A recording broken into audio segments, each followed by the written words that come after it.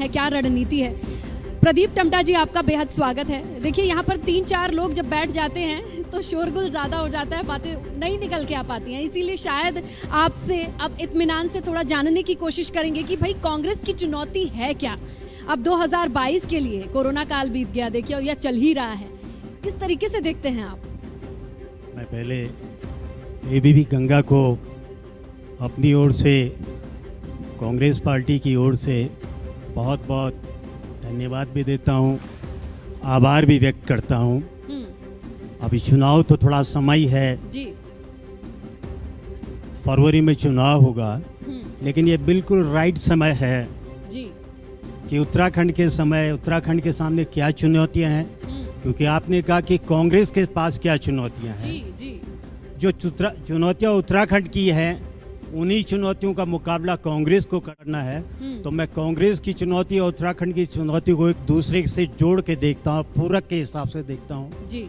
और एक मीडिया जो देश का राष्ट्रीय बहुत ही प्रमुख चैनल है, जब शुरुआत हो रही है उस समय इन सवालों को उठाना, इस प्रदेश के सामने क्या चुनौतियाँ हैं, राजनीतिक दलों के सामने क्या चुनौतियाँ हैं। बहुत ही संवेदनशील ये राज्य है। 2500-3000 किलोमीटर की लंबी हिमालय की सीमा में मध्य में पड़ने वाला ये राज्य है जी। अंतर्राष्ट्रीय रूप से भी तिब्बत की सीमा में आप घटनाक्रम को देख रहे हैं, वहाँ की चुनौतियाँ हैं। बहुत ही संवेदनशील है, विकास भी मुद्दा है, तो यहाँ की पारिस्थितिकी इकोलॉजी भी बहुत बड़ा मुद्दा है। जब तक राजनीतिक दल इन दोनों को एक दूसरे से जोड़ के नहीं देखेंगे, तब तक उन चुनौतियों को समझ नहीं पाएंगे। राजनीति में इतने सारे बदलाव, उठापटक देखने की मानो उत्तराखंड की आदत हो। कई लोग इसे प्रयोगशाला भी कह देते हैं, जितने परिवर्तन होते हैं।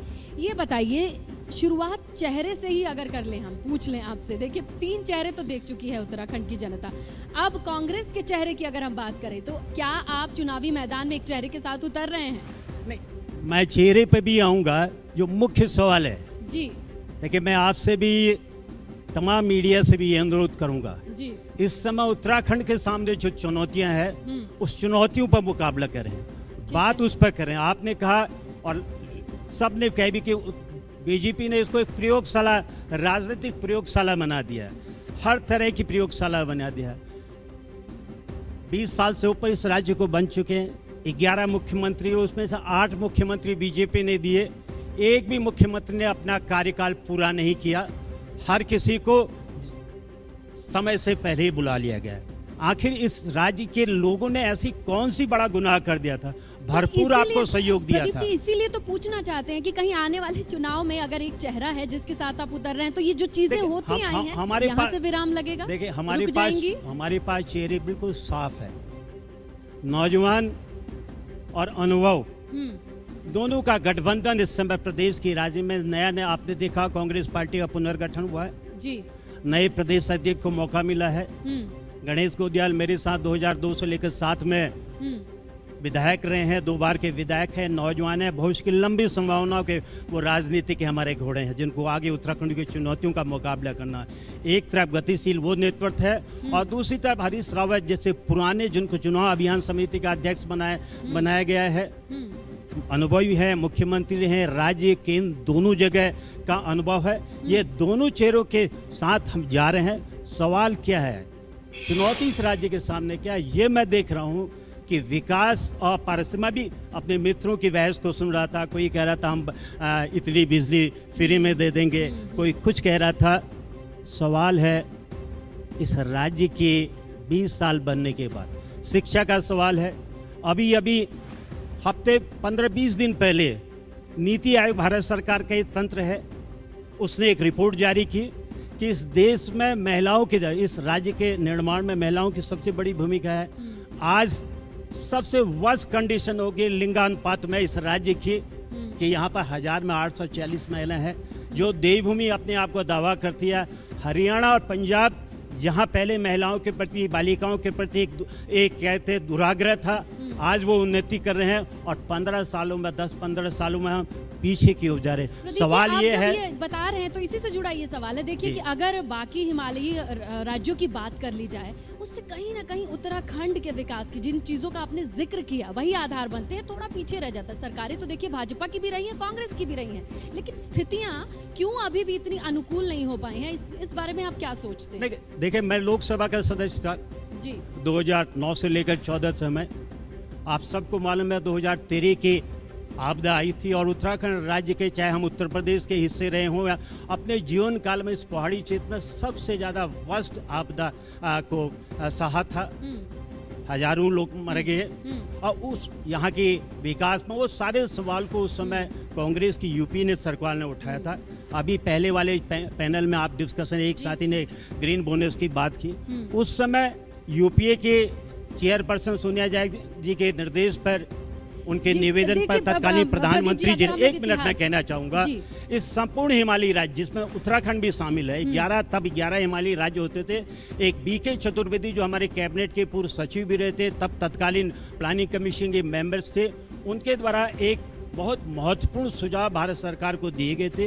दिसंबर 2013 में वो रिकमेंडेशन दी गई थी और उसमें कहा गया था जो हिमालयी राज्य हैं जिसमें उत्तराखंड भी शामिल है, इस उत्तराखंड को कहा भी जाता है कि यहाँ के देश की पानी का, पेयजल का, सिंचाई का टावर हाउस है। इन राज्यों ने एक सबसे बड़ी जो सेवा की है, जो पर्यावरणीय सरियाई इन्वायरमेंटल सर्विस है, एक उसी समय से, उसमें ग्रीन बोनस की उन्होंने सिफारिश की थी। आज 7 साल की आप बात करेंगे तो वो तो खत्म इसी बात पे हुई थी कि चुनावी चेहरा कौन होगा, और आपने वहीं से उठाया और कहा कि 2 चेहरे हैं हम पे, एक है अनुभव, एक है युवा। लेकिन अगर मान लीजिए यहाँ मैंडेट आता है, जनता ने चुन लिया किसी को, कांग्रेस को, कांग्रेस का क्या स्टेक होगा? अनुभव को आगे बढ़ाएंगे या युवा चेहरा के साथ जाएंगे? देखिए ये कांग्रेस नेतृत्व इस पर फाइनल निर्णय उनको लेना है, लेकिन जो अभियान का चेहरा है, निर्णय की आपने बात करी ना, अभियान का चेहरा है, तो मैं समझता हूँ वही चेहरा किसी से नहीं छुपा है। दिल्ली में 10 विधायकों के साथ कि महीनों वक्त लग गया ये डिसाइड करने में। अगर आप पुराने दिल्ली के कूच के बारे में जान रहे हैं, तो एक चेहरे को लेकर अगर आप बता रहे हैं। मैं चेहरे में आ रहा हूँ उसी पे, क्योंकि सिर्फ नेता प्रतिपक्ष का पद खाली हुआ था। हमारे लिए बड़ी दुर्भाग्य थी कि हमारी नेता इंदिरा जी, जिनकी जरूरत हमको थी बहुत महत्वपूर्ण समय से, वो चली गई। जब वो प्रतिपक्ष नेता की पद खाली हुई तो कांग्रेस के सामने सवाल था, सीधे सीधे प्रतिपक्ष के नेता की नियुक्ति करें या पूरे संगठन में उस खाली जगह का लाभ लें, क्या क्या हो सकता। और उसी में हमने नए अध्यक्ष को शामिल किया, अभियान समिति का चेहरा बनाया। हरीश रावत जी अभियान चेहरा है, तो मैं क्यों लग गया? दिल्ली से रोज हमारे पास खबरें आती थी कि आज कुछ पता चलेगा, आज कुछ पता चलेगा। जो आपने चेहरे की बात की है, जो अभियान का चेहरा है वो इसीलिए तो बनाया गया होगा कि आने वाले समय का चेहरा वही होगा। बिल्कुल मैं मानती हूँ आपकी बात सही है कि सोच समझ, लेकिन इतना ज्यादा वक्त लग गया। 2 खबरें आती थी, हम लोग पैरेलल पढ़ते थे कि यहाँ देहरादून में बाकी पार्टियां आप भी आ जाती हैं, अपनी बिसात बिछा देती है, 300 यूनिट का दावा कर देती, लेकिन हमारे लिए दिल्ली में ही डेरा जमा। मैं आपको उत्तराखंड में कहीं रिलेवेंट नहीं समझता हूँ। आप एक प्रॉपर्टी डीलर की तरह एक पार्टी है। क्या राजनीति अब इतनी ज्यादा निरही हो चुकी है? आप मेरे एक सवाल से अभी मैं कह रहा हूँ राजनीति इतनी निरही नहीं हो चुकी है कि एक पार्टी उस राज्य के जनता के संघर्षों के साथ कहीं ना जुड़े हैं और एकदम दावा कर दे हम सरकार बनाएंगे, हम बिजली मुफ्त देंगे। और ये बिजली, हमने इस नारे को दिया, आदरणीय हरीश राव जी ने 1-1.5 साल पहले कहा, इस राज्य में आज उत्तराखंड की स्थिति है, हमारे पास बिजली का इतना सारा है कि हम प्रथम चरण में हम 22 में आएंगे, हम 100 यूनिट बिजली निःशुल्क गरीबों को देंगे पहले साल में, और उसका नेक्स्ट ईयर में हम इसको 200 बनाएंगे। अभी भी तो ये आपने सवाल का जवाब नहीं दिया, अनुभव या युवा? मैंने कहा जो अभियान को लीड कर रहा है वो समझता हूँ वही कल को लीड करेगा। आपने कई बार ऐसा मतलब होता है कि जिक्र भी आता है कि आपने हरीश रावत जी का नाम आगे रखा, और मैं इसीलिए तो कह रहा हूँ जो अभियान का चेहरा है वो आने वाले भविष्य का चेहरा है, इसीलिए उस चेहरे को राष्ट्रीय नेतृत्व ने आगे किया है। लेकिन आपको पढ़ा जाता है बिटवीन दिस लाइन। जनता क्या सोच रही थी जब इतना वक्त लग रहा था ये डिसाइड करने में कि नेता प्रतिपक्ष कौन होगा, अभियान का चेहरा कौन होगा? उस दरमियान लोगों के जहन में ये सवाल आ रहे थे कि इतना वक्त क्यों लग रहा है, 10 विधायक हैं, केंद्रीय नेतृत्व है, सब लोग मिलके एक चेहरा डिसाइड कर रहे हैं या फिर किसी अभियान का नेता डिसाइड कर रहे हैं? देखिए हमने सबको डिसाइड किया ना, हमने नेता प्रतिपक्ष में उसको बनाया जिसके पास अनुभव है। जी, प्रीतम सिंह जी भी एक अनुभवी है, नौजवान है। सवाल है इन तीनों चीज़ों का हमने मिला जुला संगम किया, अध्यक्ष, प्रतिपक्ष और अभियान। अभियान का एक चेहरा होता है, आपने हरियाणा का है, हरियाणा में जो भूपेंद्र हुड्डा जी को हमने अभियान समिति का राष्ट्रीय नेतृत्व ने चेहरा बनाया था, तो मैसेज साफ गया था। और मीडिया की एक भाषा है, आप दीवारों पे ये इबारत लिख दी गई है, बिटवीन द लाइन्स, कि कौन आगे संभालेगा। तो हमने जनता के सामने अपने अभियान के चेहरे को बना दिया। ये आपका काम है, मेरा काम है, समझदारों का काम है, उस इशारे को समझ लेना। और ये इशारा आप जनता का समझ रहे होंगे कि अगर एक बार में तीन सीएम बदलते तो जनता चाहती है कि कोई पार्टी हो जिसपे क्लैरिटी हो, जो एक इमेज के साथ आ रही हो। जनता क्लैरिटी मान रही है। इशू क्या है उत्तराखंड के सामने? इशू है रोजगार का सवाल। आज इस राज्य का प्रमुख मुद्दा दो सवाल है, रोजगार का सवाल है और करप्शन का सवाल। पलायन जिसको कह रही बीजेपी अभियान, पलायन का सवाल। इस राज्य में जिस पलायन आयोग को इन्होंने बनाया, उस पलायन ने खुद अपना पलायन कर लिया, वो पौड़ी से देहरादून आ गया है। राजनीति में लोगों ने लड़ाई लड़ी। आपके क्या कहते, उत्तरकाशी के गांव से आए, जोशीमठ से आए, मुंसारी से, धारसूसला आए, हम यहाँ के राजनेता, हम देहरादून में आकर के कुंडली मार के बैठ गए। ये हिमालयी राज्य है। हमने गैरसैंण की ओर ले गए थे। गैरसैंण सिर्फ इस बात का नहीं, राजधानी का सवाल नहीं था। गैरसैंण था उत्तराखंड के अंदर बीच बैठ करके उत्तराखंड के राजनेता, उत्तराखंड के नौकरशाह मिल करके इस पहाड़ के, इस उत्तराखंड राज्य के दर्द को समझेंगे। हमने सारा इंफ्रास्ट्रक्चर बनाया, हमने पूरा रोड मैप बनाया, लेकिन 5 तक भारतीय जनता पार्टी ने उसको एक पिकनिक की राजधानी बना दिया। बताइए क्या ये राज्य भगवान बद्रीनाथ और केदारनाथ के मुद्दा रहा है? आप भी जानते हैं बनाया? प्रदीप जी की हर सरकारों में उसको एक मुद्दा बनाया जाता है, लेकिन स्थायी राजधानी घोषित कहीं से वो होती नहीं है। इस मुद्दे को छोड़िए, अगर आप अभी भी ये कह रहे हैं जनता के बीच में जाने की बात कर रहे हैं, अब आपने कहा कि कोई राजनीतिक जमीन नहीं है, लेकिन बिसात बिछा ली गई है। आप इसे नहीं मानते हैं कि आने वाले वक्त के लिए एक तीसरा मोर्चा भी तैयार हो रहा है? मुझे लगता नहीं कोई तीसरा मोर्चा है।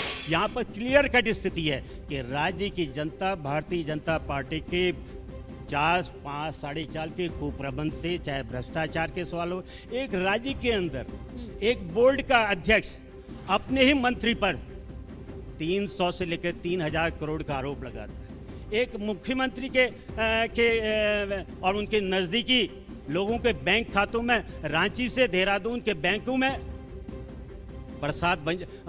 रुपयों की बरसात हो जाती है। एक मुख्यमंत्री प्रदेश के अंदर खुद विधानसभा के अंदर कहता है NS-74 के हम CBI के द्वारा घोटालों की जांच करेंगे। आज इन जांचों का क्या हुआ कोई बताने को तैयार नहीं। तो सवाल ये है, एक हाईकोर्ट, आज सबसे बड़ा सवाल क्या है? रोजगार के मुद्दे में इन 5 सालों में 4.5 साल हो चुके हैं, 20,000 की नौकरियों देने की बात करते हैं। उत्तराखंड लोक सेवा आयोग है, उत्तराखंड अधीनस्थ आयोग है, ये कॉन्स्टिट्यूशनल संस्थाएं हैं जहां हर गरीब आदमी का बच्चा, ईमानदार का बच्चा, सब लोगों को समान अवसर देके अपनी मेहनत करो, अपने ट्रैक में दौड़ो। उनका जो चुनावी दांव है 300 यूनिट बिजली और ये सारी चीजें, आपको क्या लगता है अगर कांग्रेस के पास आते हैं ये पावर, ये सत्ता में आते हैं, तो ये सारी चीजें जनता को देंगे? कांग्रेस ने तो 1.5 साल पहले कह दिया उसको। पूरे ने मुख्यमंत्री हरीश राव जी ने कहा हम प्रथम ईयर में 100 यूनिट बिजली देंगे। हमारे उसको एजेंडे को इन्होंने लिया, हम उनके एजेंडे को नहीं छीन रहे, किसी के एजेंडे को। हमारा अपना एजेंडा है, हम गरीब के लिए काम करके प्रथम ईयर में हम 100 यूनिट देंगे, नेक्स्ट ईयर में 200 यूनिट देंगे। तो ये कांग्रेस का तो पहले ही ऑलरेडी एजेंडा है। देखिए महिलाओं के संदर्भ में, बच्चों के संदर्भ में बीजेपी बड़े नारे, बेटी बचाओ बेटी पढ़ाओ को नारे। ये कांग्रेस की सरकार थी, मैं विधायक था 2002 से लेकर 7 तक। हमने प्रथम दौर में शुरुआत की थी, गरीब की बेटी पढ़ेगी, अनुसूचित दलित और जनजाति को 25,000 रुपया देंगे। लेकिन एक और जाते जाते आप वादा करिए या बता दीजिए हमारे दर्शकों को कि अगर सत्ता में कांग्रेस की वापसी होती है तो क्या एक सीएम के साथ एक ही सरकार, जो जिस तरीके की चीजें होती आई, चाहे कांग्रेस या भाजपा, दोनों से इतर एक स्टेबल सरकार मिलेगी? ये जो बातें जो आप कह रहे हैं उसी माले में गुथी जाएंगी? हमने हमेशा कांग्रेस ने स्थायी सरकार दी।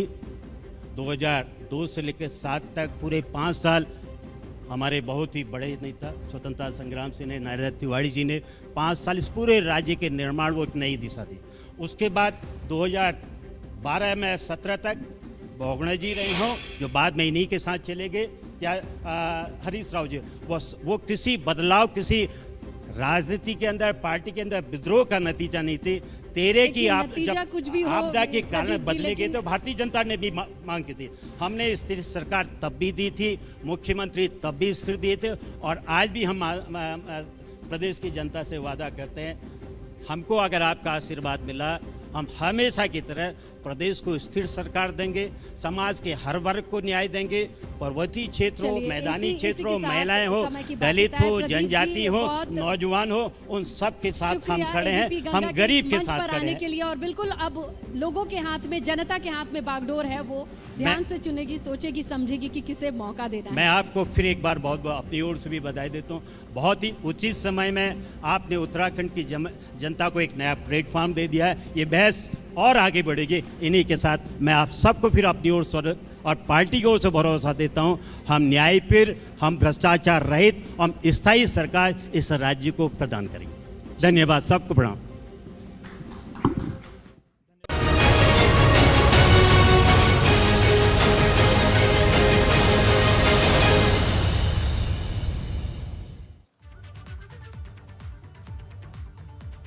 तो एबीपी गंगा के महाधिवेशन में आप राज्यसभा सांसद प्रदीप टम्टा को सुन रहे थे, जिन्होंने कहा कि भाजपा ने उत्तराखंड को राजनीतिक प्रयोगशाला बना दिया, लेकिन यह दावा भी किया कि अगर कांग्रेस की सरकार आई तो 5